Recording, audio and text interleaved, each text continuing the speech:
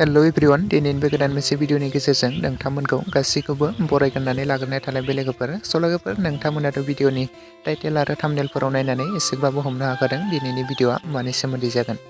लोगोफोर दायो आं नोंथांमोननि सेराव लानानै फैदों अमा राजा एबा दशरथ बर'नि डाइरेक्टेड होनायाव दिहुनजानाय गोदानै आबुं मोनसे बर' सावथुननि सायाव आपडेट लानानै फैदों। लोगोफोर बे बर' सावथुननि टाइटेल आरो थाम्बनेलनि मुङानो जादों संदान। ओमफ्राय लोगोफोर बे संदान आबुं बर' सावथुनावनो गाहायै फाव खालामनायखौ नोंथांमोना नुनो मोन्दों दिनेश अनसुमै, प्रिया, मेब्ला सिखारि आरो लोगोसे गोबांथार फाव खालामगिरिफोरा बे संदान आबुं बर' सावथुनाव फावखौ खालामदों लोगोफोर। आरो बे बर' सावथुननि स्क्रिप्टखौ लिरदों सोमदोन बिथांजों लोगोसे अमा राजा बिथांमोनानो।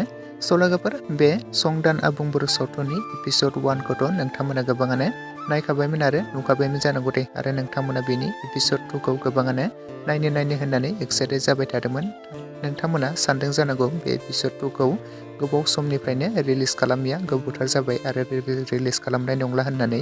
ओमफ्राय लोगोफोर बे एपिसड 2खौबो समैयानो रिलिज खालामनानै होबाय दे लोगोफोर। जुदि नोंथांमोना दासिमाव नायालासिनो थादोंब्ला बयबो बगाजुलि कमेडियान इउटुब चेनेलनि गेजेरजोंहाय बयबो थांनानै नायहैदो लोगोफोर। ओमफ्राय लोगोफोर सोर नोंथांमोना नायखो नायनानै माबोरै मोनखो कमेन्टनि गेजेरजों फोरमायहरोब्लानो जाबाय लोगोफोर। आरो लोगोफोर नोंथांमोना बेनि एपिसड 3खौ नायनो थाखाय नोंथांमोना जोबोरैनो दायो एक्साइटेड जाबाय नामा? जुदि नोंथांमोना बेनि एपिसड 3खौ नायनो थाखाय दायो जोबोरैनो एक्साइटेड जाबायब्ला कमेन्ट सेक्सननि गेजेरजों लिरना फोरमायहरदो।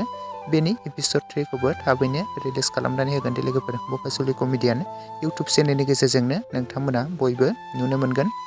लोगोफोर नोंथांमोना बयबो नायनो थाखाय नेनानै थाथ'लायब्लानो जाबाय लोगोफोर। लोगोफोर लोगोसेनो दासिमनि सुंद' आपडेट भिडिअ बेखिनियावनो। भिडिअखौ नायनानै जुदि नोंथांमोना मोजां मोनदोंब्ला लाइक शेयार एन्ड कमेन्ट्स खालामदो। लोगोसे चेनेलाव गोदानै फैदोंब्ला साबस्क्राइब खालामनानै खाथिनि बेल आइकनखौबो अल प्रेस खालामना लादो। जाहाथे नोंथांमोना बेफोरबायदिनो माखासे गोदान मिउजिक भिडिअ आरो बर' सावथुनफोरनि आपडेट्सखौ आंनि बे चेनेलनि गेजेरजों मोन्थिनो मोनो।